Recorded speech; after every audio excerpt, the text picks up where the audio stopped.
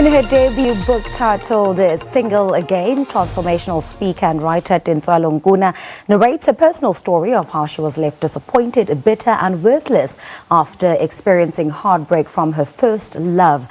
The book is described as fun, simple and relatable, but Tintswalo says this offering is meant for those who've been hurt in love, divorced or separated and are working on getting themselves back up to reclaiming their identity and power while navigating the tricky streets of co-parenting. She's here in studio with us to tell us more about her book. Tintswalo, it's great to have you on the show. Thank you so much for coming. Thank you so much for having me. I want to take you right back from the beginning. I want you to take us back to that love affair, that first crush in school and how that began for you.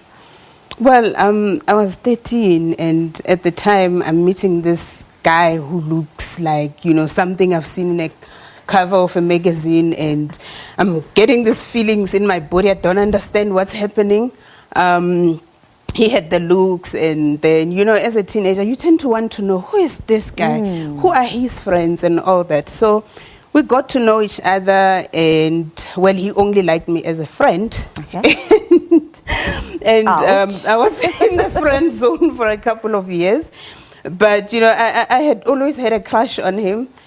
But eventually we connected, we were dating because it turned out he liked the same things that I liked and were involved in the same organizations in the community and in high school. So we dated. And for how long were you guys together? We've been together for 6 years. All right. Yes. All right. Did you at any point realize that the relationship is not working or that you wanted something different, or was it always just consistently your focus on him?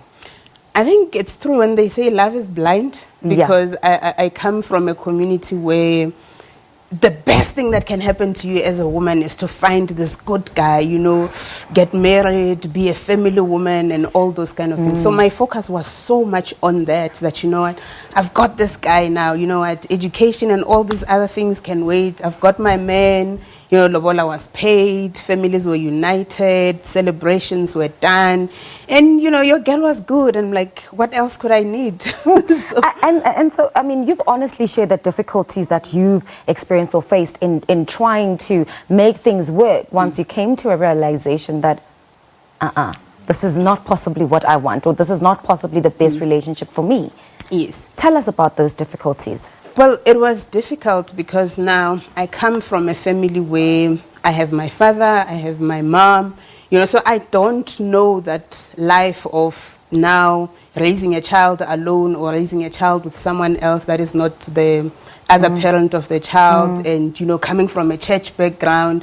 I don't have an experience or a point of reference of someone that has left a marriage and all those kind of things. So I would go to church and, Abu Mama would tell you, pray, just believe, and, all those kind of things. And your parents would say, just hang in there. We've also experienced, yes, and all those kind of things. And I tried until he said, listen, I realized that I don't love you the way a man should love his woman. So this is not happening for me. So it was at that point where I had to realize that, I need to make some decisions here. Because yes, it looks good on the outside. Everybody around us looks up to us. They love us. We were like the couple. And so. And then you had to find a new way of being. So a new way of being the single woman who is a mom, who was previously married, who obviously has had this particular life modeled for her in terms of what your parents, were doing. And now you have to co-parent.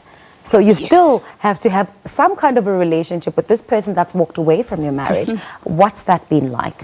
I thought it's unfair for life to expect me to raise a child with this person that I consider to have hurt me the most.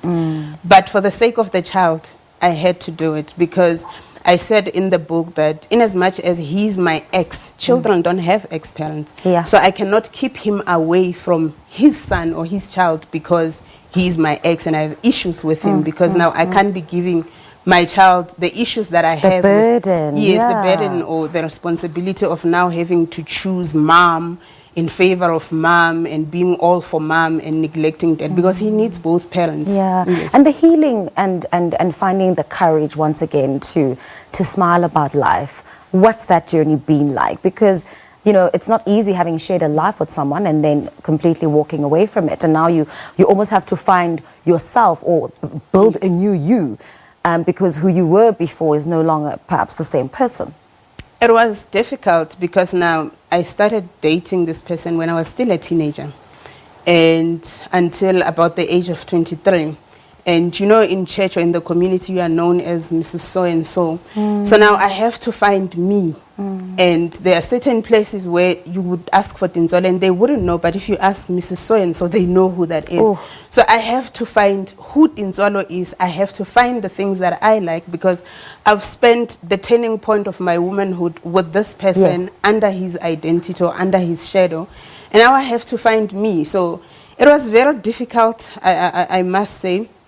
But I had to discover who I am, the things that I've always wanted to do before getting into that relationship, so that they can be able to carry me through and sustain me in who I think I am now without the other person. All right, Tintswalo.